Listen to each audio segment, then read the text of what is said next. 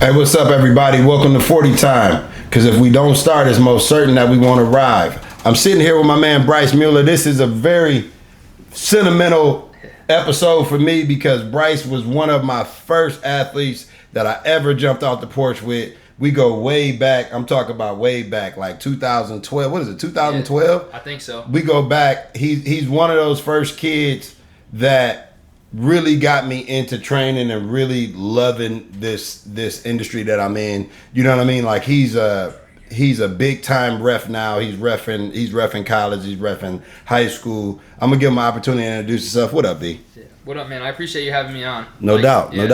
We go way back. Started hooping for you and then going from there to starting training, all that. I mean, it goes way back. Full circle. We were just talking about. You know what I mean? Like, and now you're a husband. You got a baby boy, a baby on the way. How's the family, man? Yeah, family's good. So yeah, I've been married. My wife and I just celebrated our 5-year wedding anniversary, which is crazy. Congrats, got a little boy, man. Congrats. So he's 2 years old and he'll be 2 in October. But man, it's fun. And then no doubt. Yeah, officiating Okay. around it, doing whatever I can. But I'm in the GLIAC right now, officiating there. Okay. Yeah, it's been great. No doubt, man. Like I just sit back, like it's so many things I can't wait to talk about in this episode. So I'll get it started now because it's gonna jump right into jump right into the mix. What does the idea nobody else gets to decide how great you can be mean to you? Yeah, I think it comes down to belief, right? Like belief, I tell the kids that I used to coach back when I was still coaching that belief is fundamental to success. Mm-hmm. And so you don't get to let anybody tell you how good you can be at something. They don't get to tell you, hey, you can only go this far or you can't do this because of this or that. Man, if you have it in you, if you flip that switch, it's just something in here, right? Like, no doubt. You know what? I'm not going to listen to that noise. I'm going to block that out. I'm going to do me, and I'm going to go be great at this thing because I know I can be and because I want to be. So let's go prove them wrong. I 100% agree with you. Can you share a moment or a turning point when you realized that you were the only person who could define your ceiling? Yeah, so that you come into the story at this point, which is cool. But I hooped for you in sports for my whole life. Like I thought I was gonna go play D1. It could have been football. It could have been hoops. It could have been baseball. But I did them all my whole life. I was traveling all over the Midwest playing all these sports, and I loved it. And then going into my freshman year of high school, got hurt. I hurt myself in football season, and then I came back, did it in basketball, and then did it in baseball. So I needed knee surgery after that. When I came back from my knee surgery in my sophomore year, it's a whole long story, but they messed up a nerve block. The surgery went wrong, and my recovery got delayed. So I tried to hoop my sophomore year. I couldn't run really well. It wasn't good. So that season ended, and I met with the varsity basketball coach going into the next season. And the conversation in that moment was, hey, man, just with everything that's gone on now with your body, with your knee, you might as well think about being a team manager moving forward. Like that might be your way in sports for the rest of your life is to be a team manager. And to me, I had an adult tell me this. I thought maybe that could be a reality, which crushed me because it was my whole life. So I'm wrestling with this in a minute and trying to think about what I need to go do.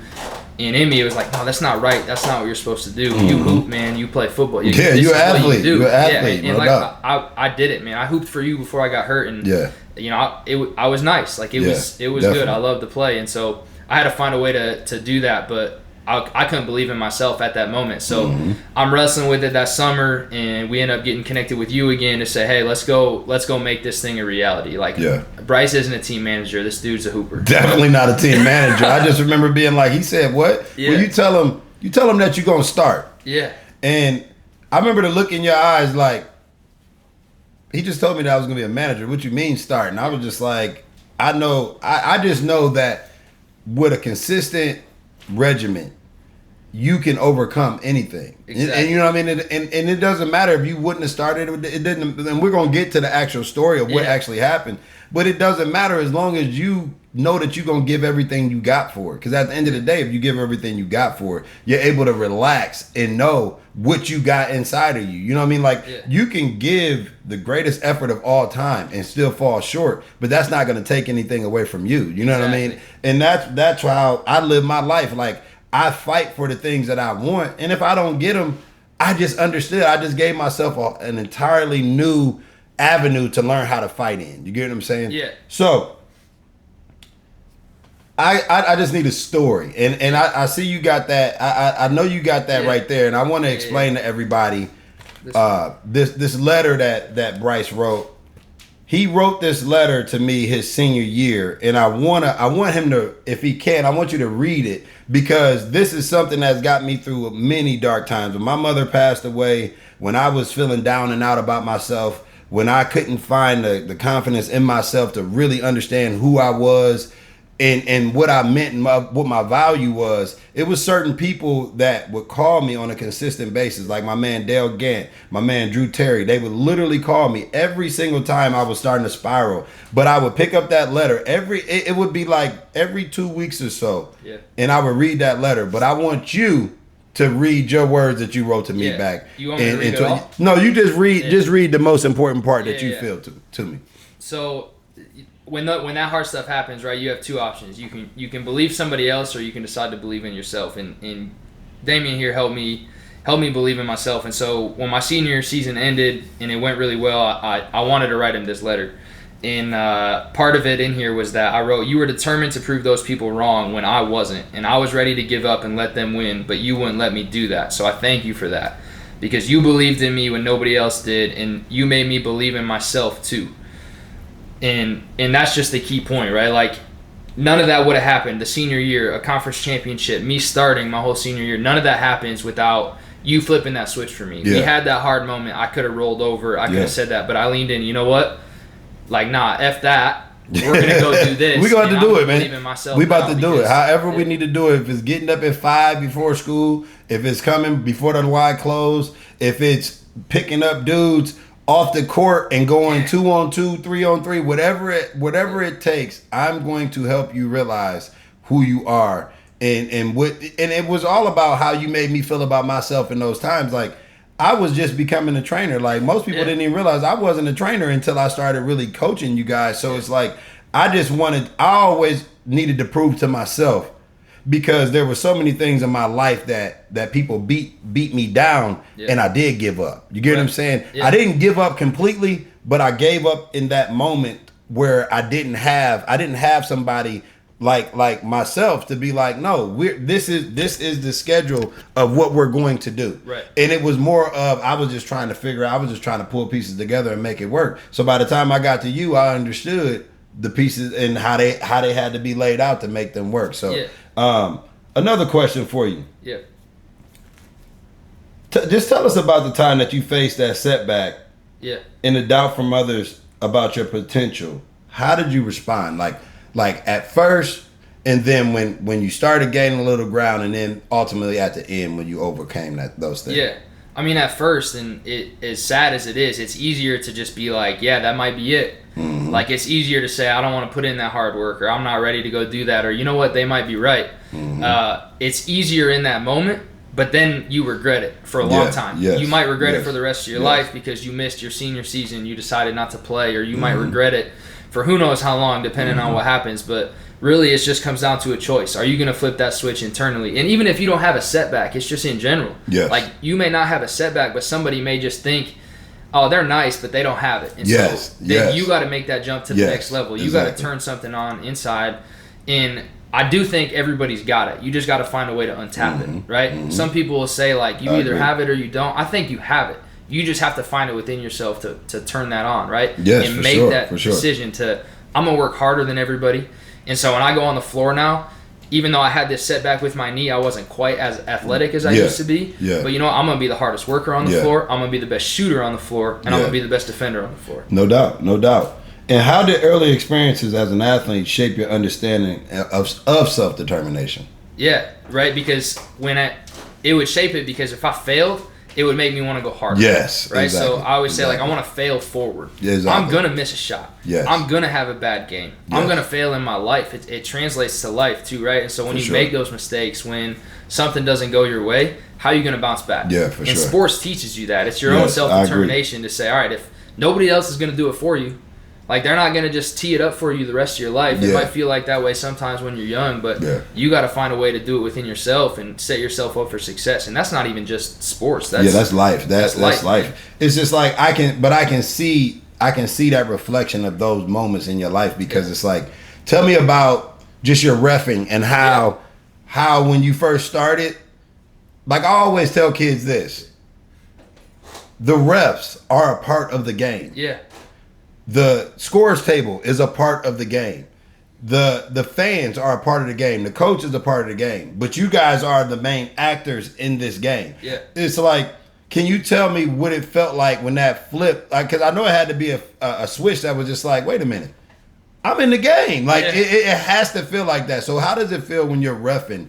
How does that emotion? How does that lingering of being a great athlete and overcoming things happen when you're on the field reffing, or when you're on the field or the court? No, it's a good question, because I still feel like, I know I'm not, I consider myself an athlete still. Yeah. It's crazy. You're part of the game. I'm not playing, but I'm in the game. Oh, you're definitely part of the game. So, you're like the MC of the game at the end of the day. You know what I mean? Yeah, and so I want to put myself in a position to be successful the same way I did when I was a player. Mm-hmm. So it's how I prepare in the week. It's how I watch film. Yeah. It's how I keep my body in shape. How I be able to move and not be sore and all those other things, right? Like, or when there's that big play, I got to haul, I got to run, I got to be able to move stuff. Now, I can't keep up like I used to. Yeah. But I get a little bit of a head start. I make sure I let those players know sometimes, hey, I still got you. But no, I still get to be a part of it. And the same way when I played, I would get a little nervous before a game, or you get that feeling, you know, when you're a fierce competitor and you have that much passion for the game, if you're not nervous before a game, you got to check yourself. Yeah, I mean, and it's like, and it's natural. You get what I'm saying? It's natural.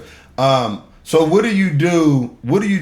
Like, what are your daily rituals nowadays? In your current profession, like, what are your daily rituals that help you keep, I guess you could say, moving towards that greatness that you're striving for? For sure. So you got to find little details, right? And I have a routine that I can fall back on, but it's staying in the gym.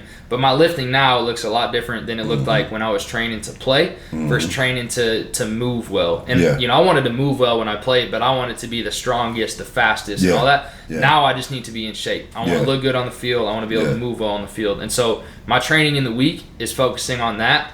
But then there's so much more that goes into it, just like it would for a player. You know, I want to put myself in position to be successful on a Friday night for a high school game or Saturday for a college game. So I'm in the rule book, right? But I lean back on that, so when that instance happens on the field, I'm prepared. Yeah, for sure. And so when I do that, or I want to watch film, I want to see the teams I'm playing. What are their tendencies, right? What do I need to get better at as an official? Just like a quarterback. Yeah, for sure. Needs to figure out what they got to get better at. So I'm doing all that to rely on my training, rely on my preparation, because if you're not preparing to play, you're preparing to fail. Yeah, and I would say, what is the most challenging thing of being a ref?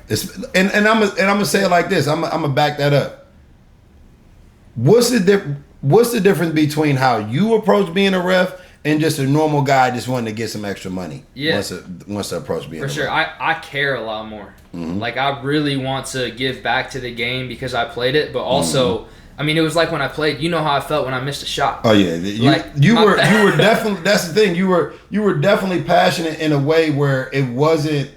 It didn't make you an a-hole. It made like, for me, I could identify with that because I played with every ounce of everything that I had in every sport that I had. Yeah. So it was like to see a kid, to meet a kid like you. It was refreshing because I'm like, oh, I understand exactly where he's coming from. I know this chaotic mindset of being an athlete in competition, and how you can go home from a game and remember the entire game from front to back. Exactly. And it's always what you did wrong. It's never really what you did right. It's like, we won, but I could have did A, B, C, D, E, F, G when it came to that. So when it comes to being a ref, I see a lot of guys that take it up as a profession. How can they progress like you progress into being on the college stage and being on the high profile high school games and things like that? You have to be willing to put in the work behind the scenes, like I was talking about. You can't just show up on a Friday or Saturday and expect to be good,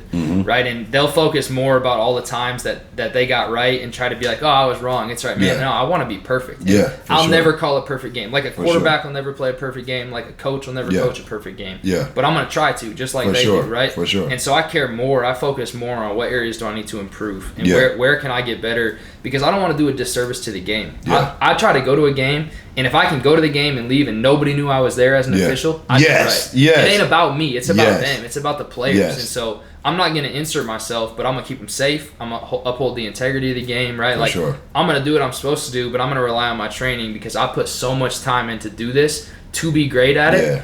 I don't have to go out there and second guess myself. I'm doing what I'm supposed to do. For sure, because there's so many times I've been in, 9-year-old, 10-year-old games that I tell the ref, you got a whistle, not a gun and a badge, dude. You're not officer ref. Like this whole world is not centering around you. Exactly. Like you can't be the reason why a team loses or a team wins. Like, you know what I mean? It's just so it's like, I really respect the refs. Like, I've learned from my time, my 2 or 3 games that I ref, that I was the absolute worst ref to ever ref a football game. So for me, I always got a good rapport with refs because I understand how hard it is. Me, I'm too busy watching the game. I'm not.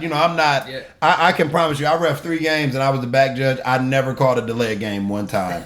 I don't even think I threw my flag. I don't. You know what I mean? It was just like, so it's like, I know how hard it is, but I know how disciplined and how like your mindset has to be going into these games with these crazy coaches, crazy fans. Have you ever had an issue when you're coming out of a game where you felt like you had to escape from where you and your crew had to escape from a stadium? Yeah, we more in the high school realm. Like at the college realm, we're a little bit separated from fans, or we got people escorting us to our locker room, and so nobody's really trying too much. But at the high school games, man, there's there's parents, and I get it. They're protective of their kids, or they're passionate about their kids. But, man, that's BS, man. Anybody trying to hear that? Yeah, but at the same time, there's certain lines you can't cross. Yes, that's what I mean. Like, it's you not can't. our fault your kid dropped a pass. Yeah, they dropped it. Like, come on, man. Like, we're gonna make a mistake. We can't be perfect out there. Yes. Your son made 5 tonight too. Yes, and I made a few. So like, that's just part of the game. I'm not gonna lie, man. And those 3 games that I refed,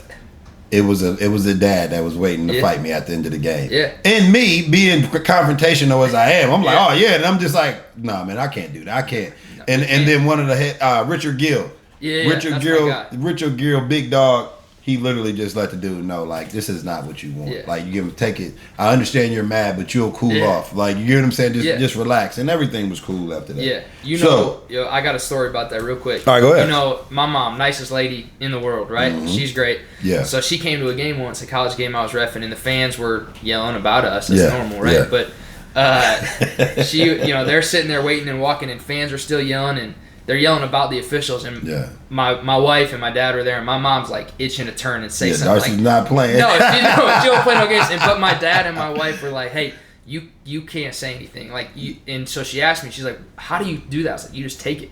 Yeah. Like, it is what it is. I don't care what they say." Yeah. They don't know what I'm doing either. Exactly. So they don't. The average person doesn't know 4 rules of a football game. Like, they have no clue what's going on the field. And I'm gonna be honest, I don't want to be a ref, so therefore I let the refs do what they do. Exactly. So questions to on that, handling external pressure. Yeah. How do you filter external expectations from coaches, fans, teammates, from your own internal standards? How do you handle that? Yeah. So I always think, I mean, you know how I played. I always tend to have a higher expectation for myself than anybody can have for me. Mm-hmm. So when I feel like I didn't meet my expectation, I already know that was higher than what my coach, what other people thought. Right now, if I set a lower expectation for myself, I'm setting myself up for failure in the feedback I'm going to get from other people. For sure. But if I'm going to hold myself more accountable than anybody else can, because I want to be the best I can be, I want to be the greatest at it, then even if I fall a little bit short, I'm still probably meeting some of the expectations of other people. And so I'm going to make sure that I set my standard higher than anybody else can. For sure. Because what we talked about in the beginning, it's up to me. It ain't up to you. No, it's definitely. And I tell kids this all the time. Like, my 9th grade team, I absolutely love this team, right? Yeah. And I tell them, like, I have high standards for you. Yeah. I don't care what your parents got to say. No. I don't care what any of these other I have a standard for you. Now, if you want me to lower my standards for you, I will gladly lower my standards and make it more fair for you. And they're like, Coach, you better not. Like, they're like, F that, Coach, you ain't lowering our. But it's like it's very simple. Like, I remember, and just to your point, I was about 30 years old, and it hit me. My grandfather doesn't have high expectations for me. Yeah. He's holding me to the expectations that I have for myself. Yeah. And I remember telling him that, and he goes, "You finally get it now." You get what I'm saying? Yeah. And it's like, no, these are your expectations. I'm just your parent that is going to hold you to that, Yeah. hold you accountable to those expectations. So it's really one of those things where people say you put a lot of pressure on yourself. No, it's not pressure. This is not pressure that I'm putting on myself. No. Like, this is an expectation that I have of myself. Yeah. Now I might fall short, and you go, but you're still 10 times better. Well, I wanted to be 100 times better. I wanted to make this look easy. I want to make this look effortless to a point where people go, nah, he got that. I'm gonna let him handle that, and I'm gonna do what I do best. You know what I mean? So I like that answer, and I'm a piggyback with this one. Yeah. Can you share a moment when you had to self advocate for what you believe in, what you could achieve? Yeah, I think finishing that story that I started with, right, about how I looped you into train with me after I got hurt. So we were going in sophomore year, obviously didn't go well. I still couldn't move, the delays from the surgery. Yeah. So we go in junior year to try. They say, oh, you might be a team manager, and we're wrestling that. And so I'm like, all right, we're gonna do this for me. It ain't for anybody else. It ain't to prove them wrong. I was trying to prove myself right. Yeah. Right? Like, maybe I use that like, hey, I'll prove him wrong. But at the end of the day, I'm trying to prove myself right. Yeah, for sure. And so we grind junior year, make the team, not a team manager, step one, right? But that's not enough. That wasn't. Maybe other people were like, man, that's awesome what you came back from. But you know me, I was hungry. I said, no, that ain't where I'm going. That wasn't even close. That wasn't even close. So halfway through junior year, start playing a little bit more. And people are like, man, you're even playing. No, that still ain't it. Like, just wait. And so then we get senior year, and that's when you and I really locked in. Like 5:30 every day at the Y, all summer, and then even into the school year. It was before school, mid-season, we're grinding, most games senior year. You were doing 110s on the track. And you remember you were coming, we were doing 110s on the track, whatever it took. Man, we were getting you tough. right. Yeah, we were getting you right. And you were doing them time. Like I always tell people, 110's been a staple in my training since I've been 18 years old. You did it way back then. I mean, that's what I was doing with you. We were in the pool. I was jumping out of the pool, swimming in the pool, like we were doing so much stuff, man. Real quick, the story that I tell people about the pool exercise. So we're in the pool, and I'm just like, you were sore, and I'm just like, man, we gotta figure something out. Yeah. I took the ankle weights. Remember, I put the ankle weights on your wrist and your arms. Your wrist. I put them on your wrist and your ankles. Yeah. And you did what? 25 laps, and you were just. And so it was like 2 days later. I'm at the Y early morning. You weren't there that morning. Yeah. And I'm like, man, I don't have the ankle weights or nothing, but I still can just swim these laps. So I'm thinking, you made it look easy. I'm like, I'm about to kill these laps. I went down. And I remember looking back, being like, he made that look real easy. With the weights on. And then I come back, and I remember that day. It took me 3 hours to do what you did in like 15 minutes. It was just like, I mean, I kept getting out. I kept going, sitting in the sauna. I'm like, I don't understand how he did this. So I never got a chance to tell you about it. I did that pool workout that you did, and I damn near killed myself. Like, I'm talking about, that was the hardest. I didn't know that you could sweat in water. Like, you know what I mean? Like, I never knew that. I never knew that you could, when swimmers are going hard, they actually sweat in water. It was the craziest thing. And you're exhausted when you're done. God. I mean, it takes everything out of you. And I couldn't go home and take a nap or anything like that, but I just remember that night at football practice, I was throwing the ball, and I'm like, my arm felt like it was like I was like 15 years old again. I'm like, man, I haven't done a swimming workout since then, but I tell myself I'm gonna do it. But that was that. After that workout, I'm just like, he's a real killer. Like, he did it with ankle weights and wrist weights on. Yeah, there wasn't anything that was gonna not let me get to where I was going. And you definitely, you know what I mean. That's facts. That, so and tell them about the story when I came to your game. You get what I'm saying? When I came to your game. And you were out there. You're supposed to be 3 and D, and you was just C and D. I don't know what you could call it. You was just C and D at that point. I was no 3 and D at that point. So we're like, I don't know if it was 6-7 games into my senior year. We had a home game, and you had finally pulled up, and I was playing all right. But again, maybe for other people, they were happy with what I was doing, but my standards were different, right? Yeah. And so I'm passing up on a couple looks. I was catch, not look to shoot, but catch, look to pass. Yeah. Not catch, look to drive for sure, but look to kick or do something else with it, right? Other than, I'm out there to shoot. I could shoot the rock. I was all right with it. You definitely was a left-handed striker. You could shoot the rock for sure. So you came up after that game, and the game went all right, but we lost. I missed a buzzer beater that game. It was tough. I still think about that shot, which is crazy. That's like 10 years ago, but I think about every shot or pass. You never forget those. So you asked me after the game, you said, if you're a 3 and D guy, why are you out there looking to pass? It's just like if you can't do if you don't believe in yourself to do what you're supposed to do, why are you out there? Yeah, like, what are you doing? Yeah. What are you doing? Yeah. And it didn't take long for you to be like, oh well, you're right. Let me just pull the trigger. You know what I mean? So, and that's what life is about. And I tell people like just the name 40. I got the name 40 because a couple of my homeboys, Robert Strickland, Aaron Alexander, and Daryl Hamilton, they thought my last name was Fortune. So they kept saying they kept talking about Fortune, and I'm just like, one day I'm like, who the hell is Fortune? Yeah, who you talking They're like, about? bro, that's you, and I'm like, it's not my damn name, bro. Yeah. Like my name is Fortune. Yeah. They like, oh, we gonna call him 40, and then they literally started calling me 40, and then it went from just 40 to D40. You get what I'm saying? Then it just. And so when I moved to Michigan, you didn't know me as 40. No, like it was Kevin Vickerson, one of my old teammates. Yeah. He had a camp or whatever, and all the guys from Grand Rapids got to know me as 40. And so that's all the guys that know me from around here call me 40. But you know, the biggest thing is that everything that I did comes from a hurt place. It comes from a failure place. Yeah. And so one of the last questions I want to ask you is this. When you reinforce the idea that you controlled your potential, what did that do for you? Like, what did that do for the people around you, and what did they say about that? Yeah. For me, I would try to bring everybody up with me, right? And so if I was going to believe in myself that way, it's a quote. I said it early on in the pod here. Just belief is fundamental to success. So if you don't believe you can do it, why are you going to do it? Yeah. Don't even try to do it if you don't think you can do it. Don't waste your time or anybody else's time. Yeah, and then you're wasting everybody else's time. So when your teammates, when your team, for me, when officials that I work with, when they see that I believe in myself and believe in our team because I know and I have these expectations that we've been talking about the whole time, man, it brings everybody with you. It changes what you can do. You're going to do more than you thought you could do. And that's the best part about these expectations. We talk about setting a high expectation. But then once you get it, don't be satisfied. Yeah, raise you got to it, keep going. Right? Go a little bit more. Go a little bit higher. For sure, and so it all comes down to that. It's one of my favorite quotes. It's what I tell kids all the time. But you just got to believe in yourself. So belief is fundamental to success. If you take anything away from today, take that. Like it's fundamental. Like